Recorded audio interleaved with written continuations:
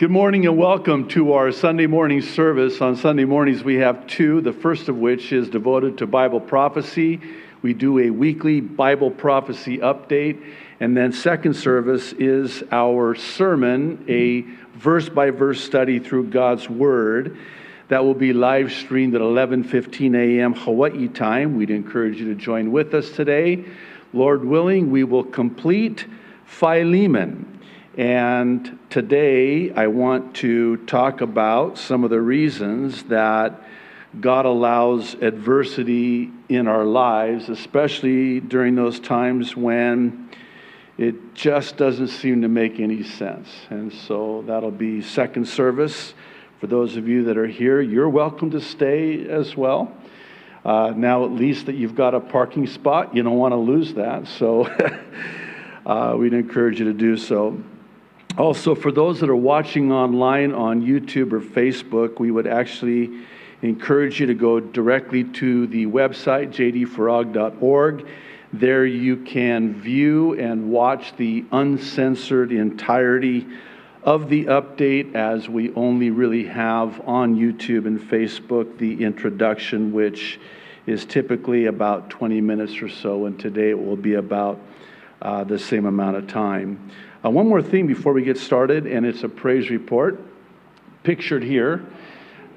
Oh, you got it already. Well, I want to update you on really an answer to prayer, and at the same time, I want to thank all of you for praying because the antennas are no longer on our building. Yes.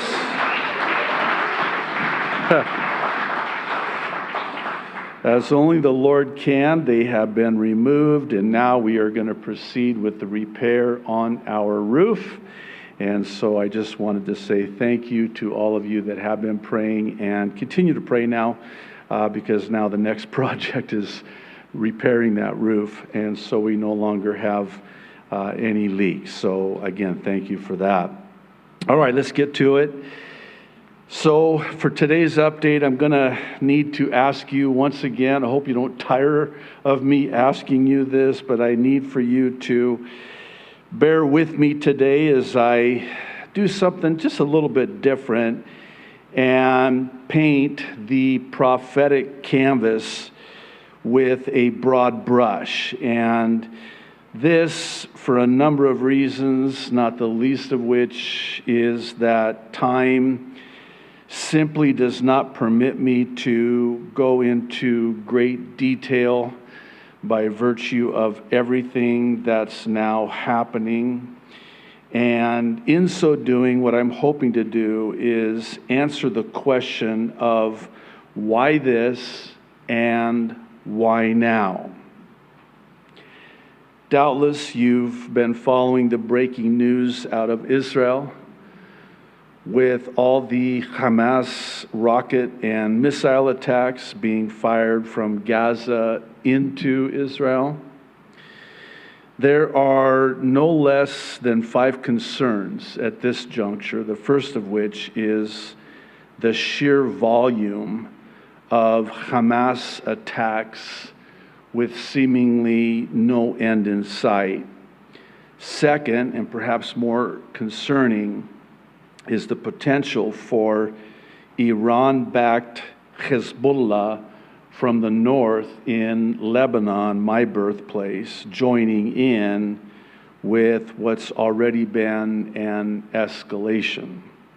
And third, this current escalation is leading those who are otherwise very cautious when it comes to this and their commentary on this. They're usually erring on the side of an abundance of caution and try to be the voice of reason. Yeah, this is another flare-up, and there will hopefully, Lord willing, pray that there's a ceasefire. Well, they're not saying that. Normally, the conservative voices are suggesting now instead that Israel may very well be on the brink of all-out war. And fourth, and equally concerning, is that this comes at a time when Israel subsequent to a failure for the fourth time, was unable to elect a prime minister and form a government. Truth be made known, Israel does not have a functioning government at this time. And fifth, and again, possibly equally concerning, the U.S. is sending conflicting messages concerning Israel, and even worse, is rumored to be sending $90 billion with a B to Iran, the chief enemy of Israel. Also, here in the U.S., there is now a growing concern about what we're told was a cyber attack on America's largest fuel pipeline. The result has been the all too familiar images that riddle our news feeds of these long lines of cars, only this time, instead of being in line for food, they're in line for fuel. Add to this the manufactured crisis, pun intended, fueling the fear of an ensuing shortage. There's no shortage. But this fear of an ensuing shortage of not just gas, but goods, supplies, building supplies, and even food. It is a manufactured crisis. If this weren't bad enough, we still have what I'll call, at least for now, the global crisis, which, by the way, isn't going away, nor is life ever going back to normal. Sadly, those coerced, even forced to acquiesce in order to keep their job and or government benefits, do so thinking they're going to get their lives back. Then, to add insult to injury, again pun intended, not only will they never get their lives back, instead, their lives will never be the same again. Now, right about now, I can tell by the way you're looking at me.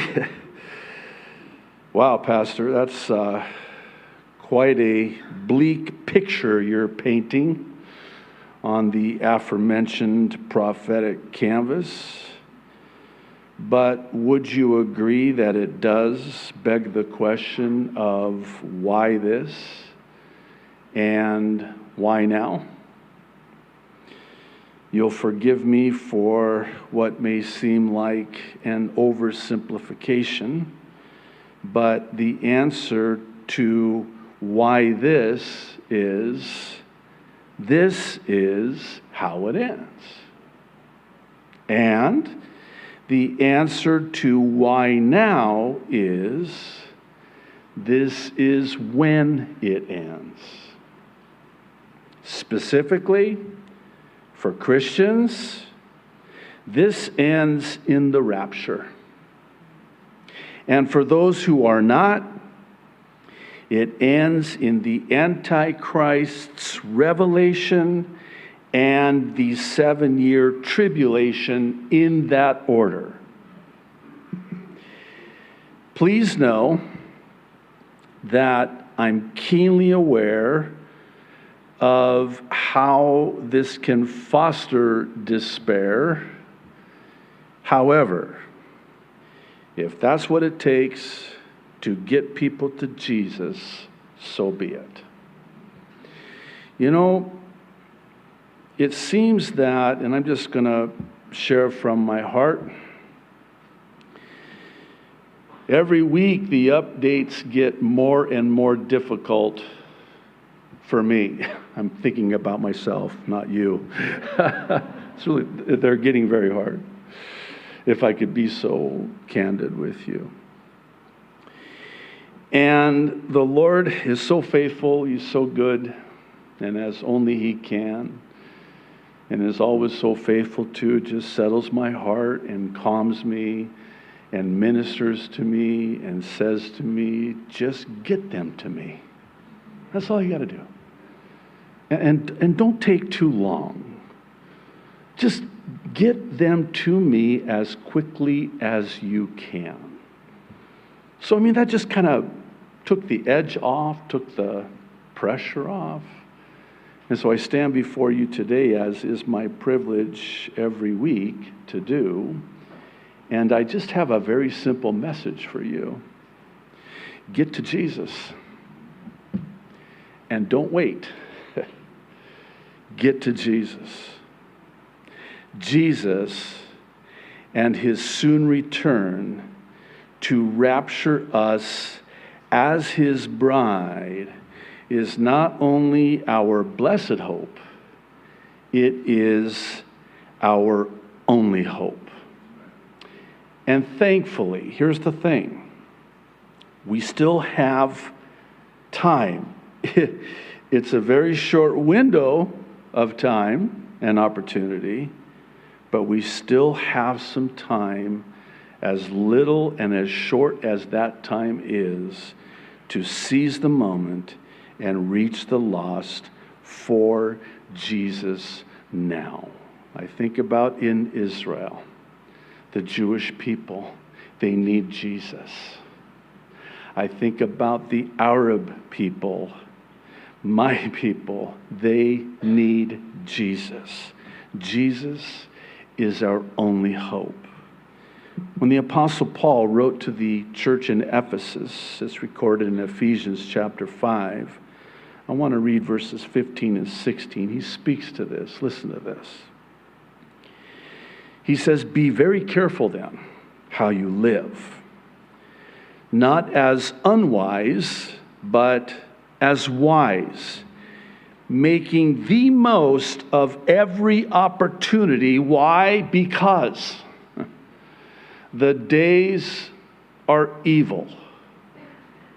I don't know if there is another verse as fitting as this for us today. We are living in a day where evil is seemingly waxing worse and worse, not only by the day, but seemingly with each passing hour. And it is incumbent upon us as God's people in these last moments of world history to seize every opportunity, make the most of every opportunity, and be very careful how it is that we conduct our lives, circumspect in every regard, circumspect, carrying with it the idea, circular, being aware of everything that is happening. I'm sorry, I'm turning my back on you. This is my TV side, by the way, right here. Sorry. But it's being aware of everything that is happening around you and being very careful then, living in wisdom, wisely, not unwisely or foolishly. When he writes to the Romans, this is a well-known verse in chapter 13, verses 11 and 12. Paul says, "And do this, understanding the present time. The hour has already come for you to wake up from your slumber." And here's why. Because our salvation is nearer now than when we first believed. The night is nearly over.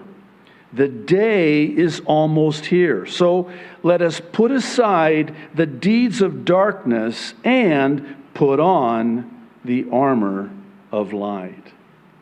Listen to what Jesus said. It's recorded in John 8, verse 12. He said, I am the light of the world.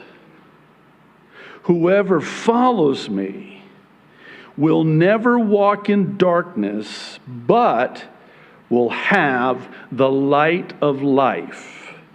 Would you agree with me that the world is getting darker by the moment?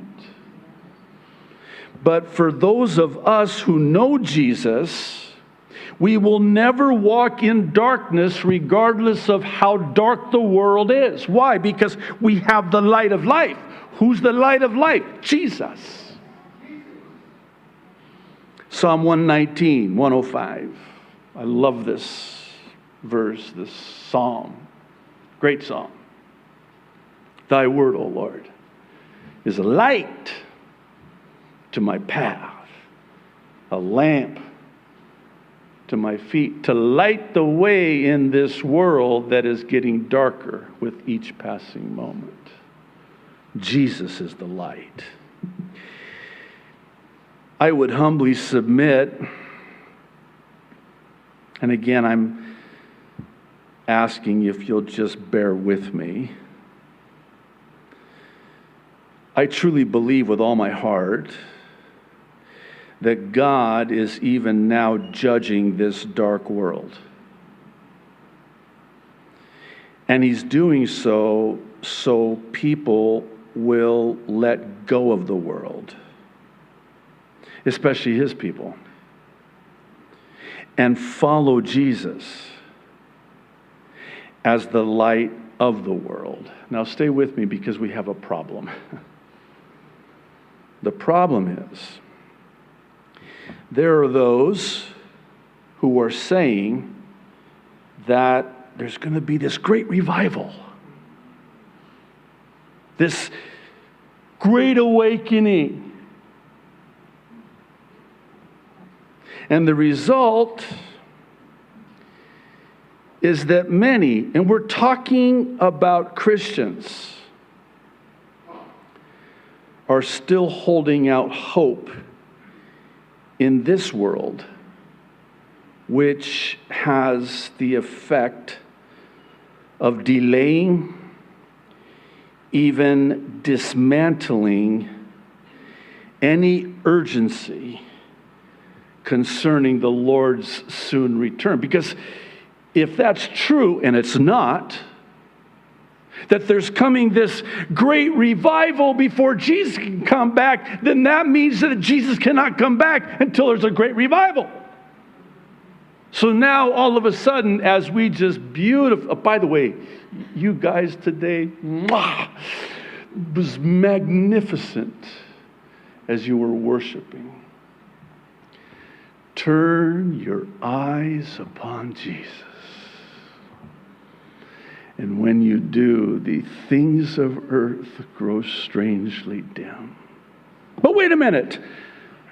If there's going to be a revival, then that means that Jesus isn't coming, because there has to be this first. You fill in the blank. And so now all of a sudden I'm not turning my eyes upon Jesus. I'm not looking up and lifting up my head, knowing that my redemption draws nigh, seeing all of these things begin to come to pass, because this has to happen first.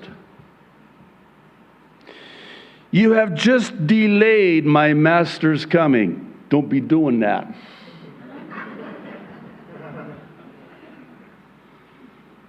You probably already know where I'm going with this, so I'll just get to this. Matthew chapter 24. To me, one of the most astonishing of the parables that Jesus ever taught. It's at the end of Matthew 24. I'll begin reading in verse 45. Who then is a faithful and wise servant, whom his master made ruler over his household, to give them food in due season? Blessed is that servant whom his master, when he comes, will find so doing. Assuredly, I say to you, that he will make him ruler over all his goods. But, oh boy, if that evil servant says in his heart, my master is delaying his coming, no hurry, no worry,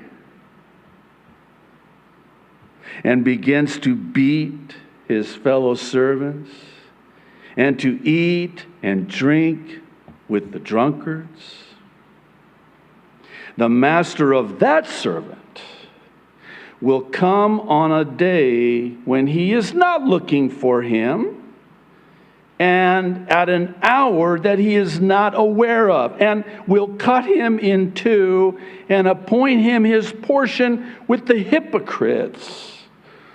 There shall be weeping and gnashing of teeth. You know what the difference between these two servants was? The faithful servant was found faithful when his master returned because he lived his life believing that his master could return at any time. Conversely, the evil servant, by contrast, did not live his life in such a way because he did not believe that his master was going to come as soon as he did. So he's got plenty time. Party on. Eat, drink, be merry, no worry, no hurry.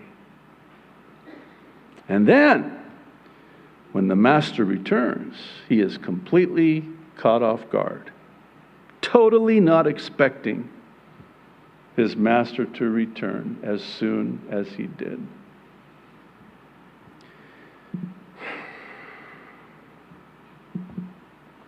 I'm going to get right to the point. Some of you are saying to yourself, thank you, Pastor. It's about time. Just get to the point here. Some of you are probably asking, do you even have a point? I absolutely have a point, yes. But in order to get to the point, we're going to end the live stream now on YouTube and Facebook and redirect you, if you're not already there, to the website, jdfarag.org.